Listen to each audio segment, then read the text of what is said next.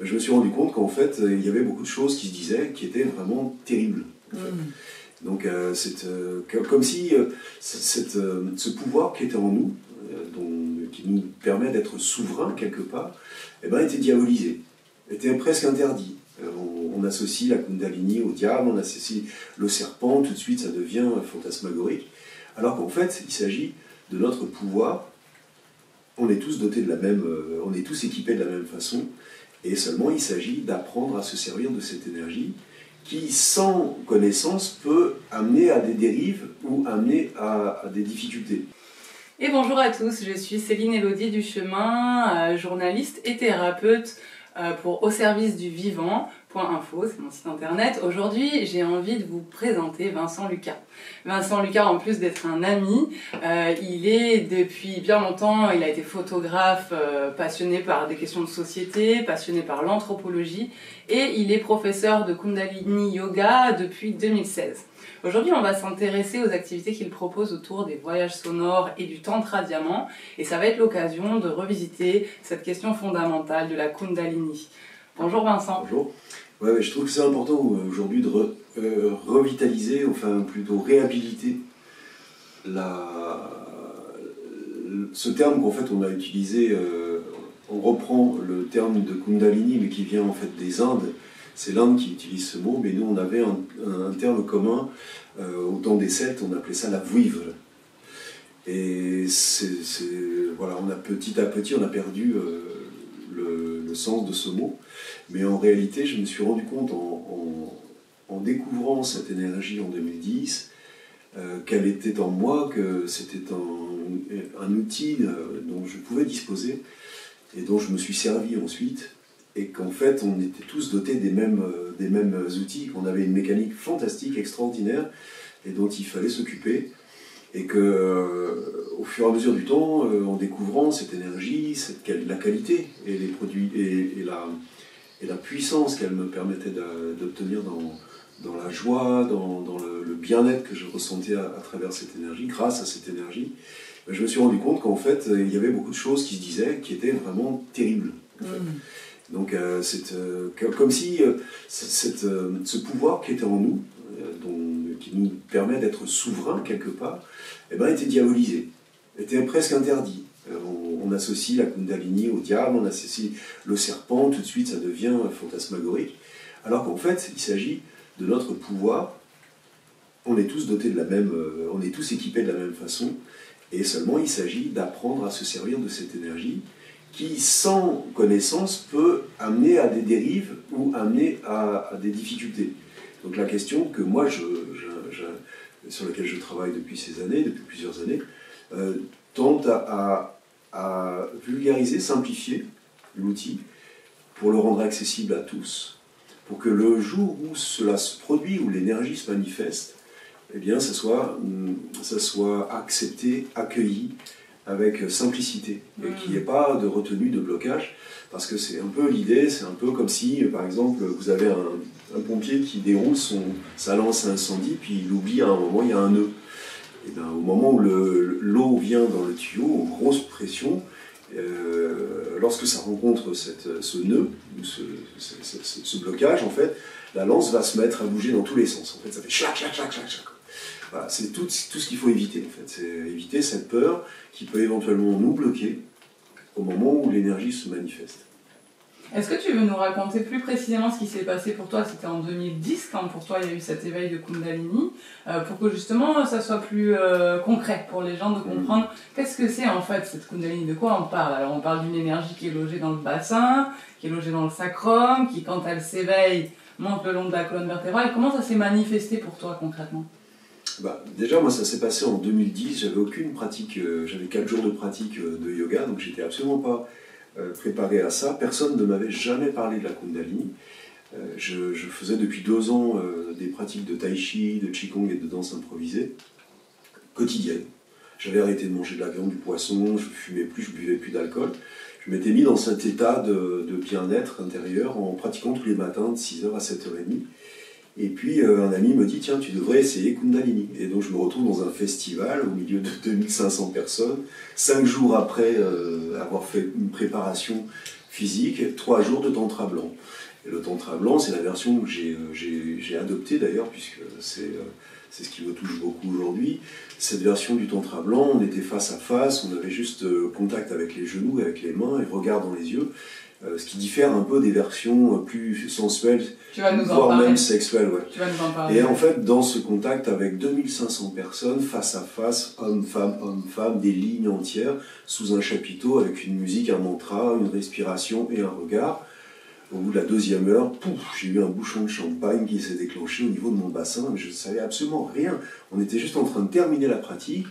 Je m'apprêtais à remercier ma partenaire qui était en face et qui avait assuré vraiment sa partie, puisqu'on était... Parce que vous avez passé 2 heures à respirer face à face. On était face à face une première heure, c'est-à-dire un mouvement 1 heure, puis à nouveau un mouvement 1 heure. Et donc c'était quand même très confrontant. Bien sûr. L'ensemble du groupe avait dû même vivre un moment assez difficile, parce que ce sont des temps de confrontation. Et puis je m'apprêtais à aller la saluer, la remercier pour ce qu'on venait de traverser, puisqu'on se soutient mutuellement. Et à ce moment-là, j'ai senti une chose étrange qui me prenait le ventre, là, j'avais comme une sorte de lumière bouillonnante, quoi. Et je lui ai dit, excuse-moi, je ne sais pas ce qui m'arrive, j'ai fermé les yeux et la lumière m'a traversé de part en part et je me suis retrouvé dans un espace modifié de conscience, hors de mon corps, dans un état télépathique avec une conscience qui s'est adressée à moi et que je pense aujourd'hui être une sorte d'être, mon être véritable, en fait, ce que je suis, en fait, fondamentalement.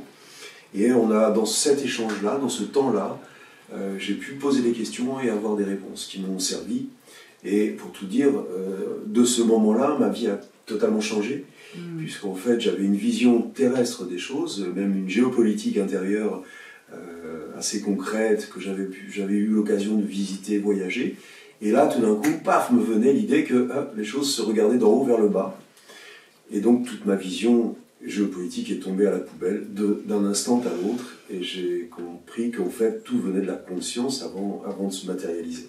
Donc ça m'a obligé à faire un changement radical intérieur. À certaines occasions, j'ai pu voir l'énergie se manifester en moi, et de temps en temps, lorsqu'on est en groupe, en collectif, je vois comment les auras se manifestent, et je perçois en fait l'énergie. Donc ça m'a permis de la décrire et de la simplifier en fait. Or, nous sommes constitués tous d'un bassin, le sein du bas.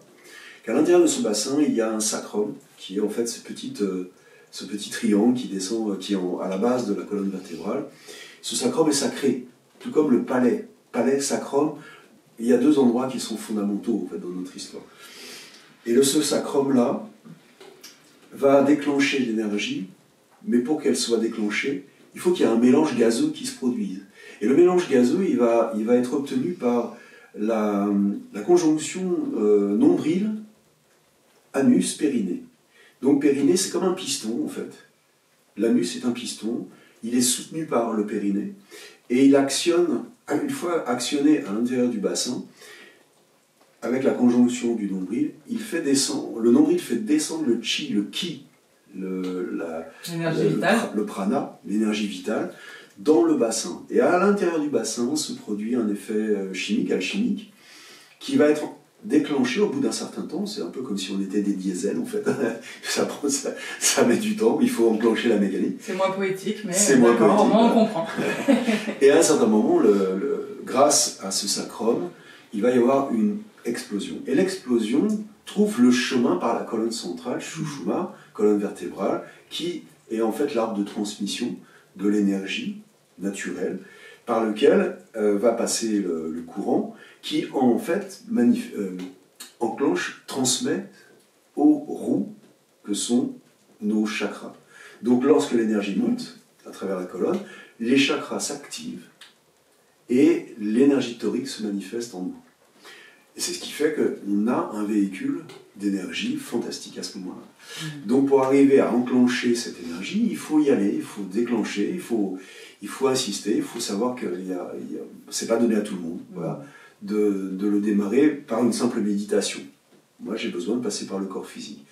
Peut-être que certaines personnes y arrivent simplement par la méditation. Mais nous, dans notre mental d'occidentaux, c'est plus difficile pour moi d'arriver à enclencher cette énergie. Or, l'intérêt d'aujourd'hui, dans le groupe collectif que nous sommes ici, et la fonction qui est la nôtre, il serait plutôt intéressant et bon de connaître cet outil, de savoir l'utiliser pour se mettre en joie, pour se mettre en puissance, pour retrouver sa souveraineté, pour se soigner, pour soigner les autres. Parce qu'après, dans cette rencontre, on pourrait dire avec l'esprit, ou avec la part de toi qui te renseignait sur les questions que tu posais, tu recevais les informations comme presque par la science infuse, on pourrait dire, dans ce temps-là d'éveil de Kundalini. Après, c'est quelque chose que tu as perdu, ou c'est quelque chose qui a été réactualisable un peu à volonté? Comment ça s'est passé pour toi après? Justement, c'est là tout l'intérêt. C'est qu'en fait, merci pour cette question parce qu'elle est fondamentale en fait. On peut avoir effectivement une montée de Kundalini. C'est un peu comme si on prend une fusée et puis hop, on va voir le cosmos, on se dit ah c'est génial, et puis aussitôt qu'on a vu le cosmos, puis on redescend. Et puis le fait d'entretenir en fait le feu, d'entretenir l'état de transparence dans lequel on peut se mettre en fait, en respirant bien, en mangeant mieux, en étant plus attentif à nos pensées, et puis en faisant aussi en sorte que nos paroles soient justes. Petit à petit, on clarifie son système, et puis on se met de plus en plus en état de transparence. Et de transparence, de laisser passer la lumière, et la lumière étant la conscience. Donc il y a eu de nombreuses périodes pendant lesquelles j'étais assez attentif à tout ça, avec un entretien quotidien. Et je me suis rendu compte d'une chose, à un moment, je me suis dit, c'est fou, je montais des escaliers avec une vitesse, une légèreté, et je me disais, mais c'est dingue, c'est un peu comme si j'avais, je sais pas si tu vois un peu une gazinière professionnelle, il y a toujours une petite étincelle, une petite flamme là, qui reste allumée, comme ça. Et quand j'en avais besoin, j'avais juste à tourner le bouton pour avoir accès à l'énergie. Mais l'idée, c'est ça, c'est d'entretenir, parce que c'est un cadeau, mais c'est le gift, mais en fait c'est à nous de faire en sorte que cette chose-là soit constante. On dit d'un être éveillé, je pense que là c'est le sous-jacent de ta question, c'est qu'un être éveillé c'est quelqu'un qui reste constamment dans cet état de réception, où voilà, on va dire que ça c'est l'humain, et puis ça c'est l'être. Eh bien à un moment, si l'être et l'humain se mettent vraiment en état d'énergie permanente, alors la communication a lieu. Mais on est souvent comme ça, même parfois on est voilà, peut-être même, on va dire que, tu vois, un burn-out, ça peut être quand l'être est là et puis l'humain il est ici, quoi. Et là ça fait ch'ton, et ça se relie, voilà. C'est important de se dire que il faut quand même se reconnecter à ce qu'on est, fondamentalement, cette humanité que nous sommes, elle est portée par l'être. Et bien avant même qu'on soit dans cet humain, il y a cet être qui veut quelque chose, donc c'est pour ça qu'on dit la magie, puisque c'est l'âme qui en fait donne une direction. Alors on l'écoute, tant mieux, et là c'est la magie, et on devient magicien, s'il y a de l'unité entre le corps, l'âme et l'esprit, l'âme peut agir. Si par contre on n'est plus à l'écoute, si on ne se met plus en état de méditation, si on n'est pas dans l'énergie de la réception, alors il y a décalage. Et on a juste à faire ça.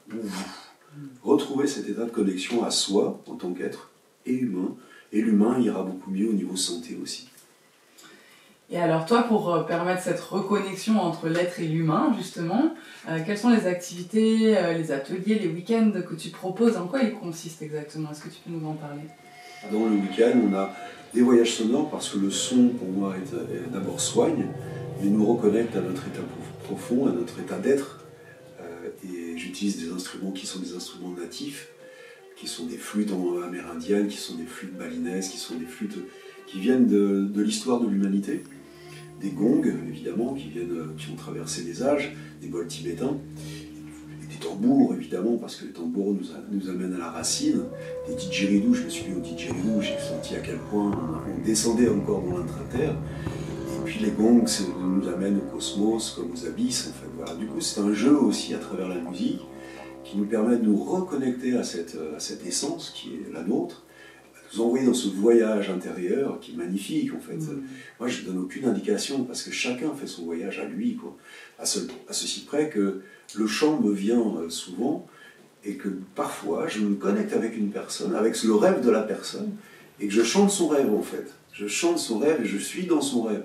Donc ça nous permet d'avoir une fusion, et puis aussi j'ai un apport de la personne qui est ici dans le voyage, qui me réjouit, parce que je ne sais même pas ce que je vais chanter avant d'ouvrir la bouche. Donc il y a ça, voilà, c'est un mélange à la fois de chant, de danse, de jeu. On utilise l'humour, on s'amuse, et puis on fait les choses sérieusement aussi, on y va, on se met en confrontation avec Kundalini, et puis un peu plus avec Tantra, qui va vraiment nous faire travailler sur cet état justement de venue et de manifestation de l'énergie.